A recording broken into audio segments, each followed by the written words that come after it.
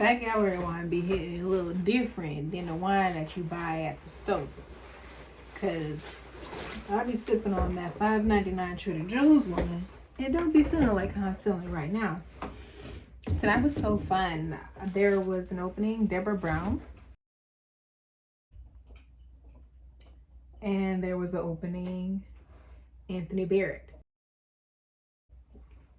GAVLAK, Wild and CRAN. Deborah Brown's work was great, whimsical.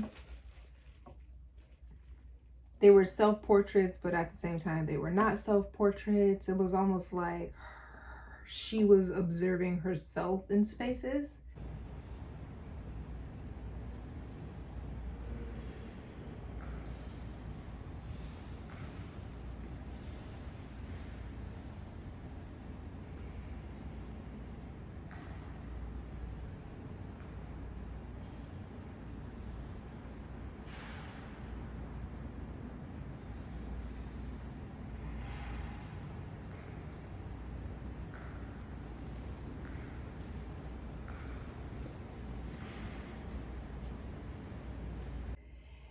The word that was used, it was a French word, flaneur. Hopefully I'm pronouncing that correctly. And she was there, she was present in the gallery, and it was like, I feel like, I guess I call them like gist paintings, where you pretty much understand what is being articulated visually, but also it also reminds me of, I worked at the Dallas Museum of Art for a little bit, and I was stationed in the Van Gogh traveling exhibition. And in that exhibition, I pretty much noticed that when you stand up close, it becomes like this abstract painting. You don't really know what it is. There's nothing specific. Nothing's meant to be quote unquote like believable. But when you step back, there's like these full figures, these full forms.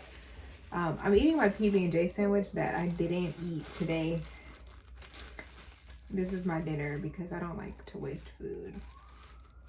But when you step back, there's like these full forms, these full figures. And so she traveled throughout Pasadena and painted shadow versions of herself, her dog on a leash, and the buildings that we're seeing, like homes, statues.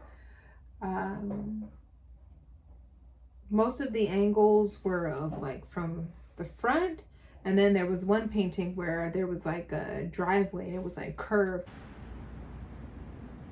And that was the only one. I overheard some people that was like their favorite one, but I also feel like that was the only one where the vantage point was just a little bit different.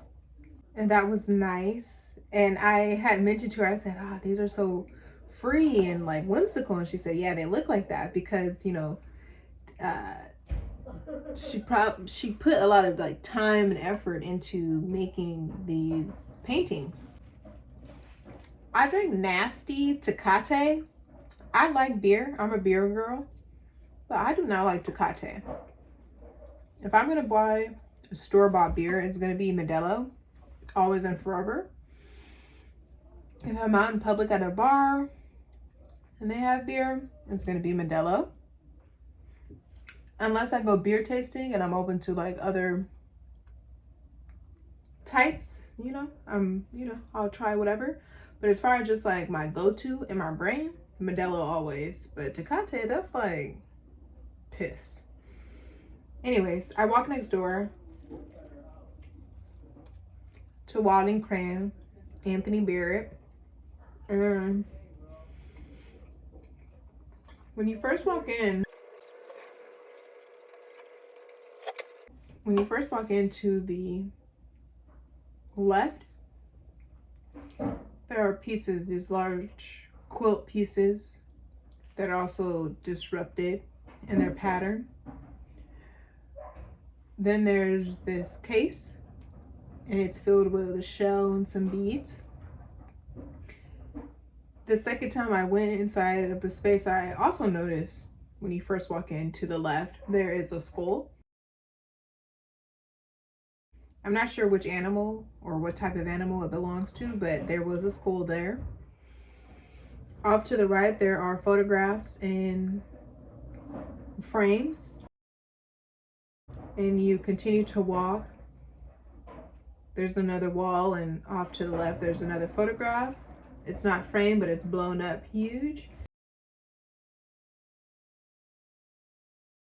And then there's a self-portrait of the artist, Anthony Barrett. Then there's a sculpture.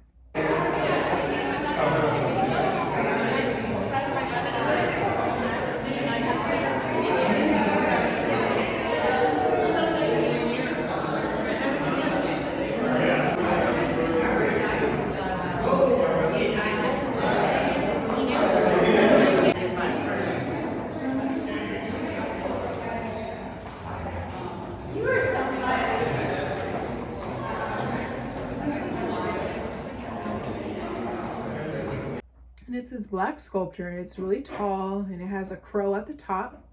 I'll put the name in the video for you because I'm blanking on it right now. But something about that sculpture is like loud and quiet at the same time. And it's weighted down by this cement, which also has black rocks or beads in it. And when I went in the first time, and I only knew the artist was the artist because there was a self-portrait in there. And so, you know, I hadn't formed a full opinion of the showcase yet, but I was able to have a moderate conversation with him, which I was really, you know, I'm always grateful when I can speak to the artist. And there were 3, 6, 9, I believe 9 framed handwritten pieces. And in the pieces were written "in total darkness." It read horizontally, but it also read vertically, "in total darkness." And so the paper was black. He said he used a type of black marker, but he mentioned that when he made the impression to write "in total darkness," the words actually, I thought it was pencil, but apparently it was like this, it was a black type of marker or pen, something you can use to make marks with it. But when you make that impression, he likened it to it being like a diamond. And when you create all this pressure, this dirt and all these like different types of like minerals, this pressure, it forms this diamond. And so when you look at the writing, it actually looks like it's in silver, but it's actually black. And I kind of chuckled to myself because I started thinking about how blackness absorbs light, and it's the totality of color. So its possibility is also very infinite. And that's also another reason why I named my podcast High Chroma. You know, it's super infinite. The scale is infinitely chromatic. And so we talked about that for a bit. And, you know, also this idea of, you know, I told him I enjoyed the exhibition, how it was laid out, because there were so many mediums being used. You know, you have photography, you have writing, which would be, I would put under the category if I had to, drawing. You had sculpture. He had to sew something to put together. And so I think about how you have an idea, and sometimes that idea has to be executed in the medium that makes the most sense, that will translate the idea the best and the strongest. And I feel like seeing his exhibition was affirmation to get out of perhaps this chokehold I feel like I have with like drawing and painting, and to really explore other mediums in order to translate my ideas even more strongly than they can be translated currently. And so that was nice to see. I really appreciated it. I felt like his exhibition was succinctly articulated in presentation, and I feel like presentation takes the exhibition a long way. It like really projects a little bit louder when it's not so haphazard, because I feel like when you're working with multiple mediums, it can become muddy fast. I feel like with a lot of the exhibitions that I've seen, I feel like it can become very muddy very fast, but this one was not. It was very clean. It was very neat. It was very pristine. It was very thought out. And I really appreciated that a lot. That's that wine. That's that wine. Trying to get my ideas together. I feel like one of the key things that really I was reminded of is to physically be present. It's one thing to passively follow people on Instagram and to sign up for newsletters. And I am a big advocate for signing up for newsletters, but it is totally different when you're physically there, because people can put your face to a name. I feel like I'm in alignment, and I was reminded of that this evening. There was also some conversations just about like being true to who you are, especially as an artist who occupies Blackness, and what that looks like in institutions. And you know, I shared how grateful I was with some younger designers and artists who are also Black. You know, I'm grateful to be in the position that I am in. However, many of my critiques are of institutions, not necessarily like specific people. Like I may joke or clown around, but really my critique is of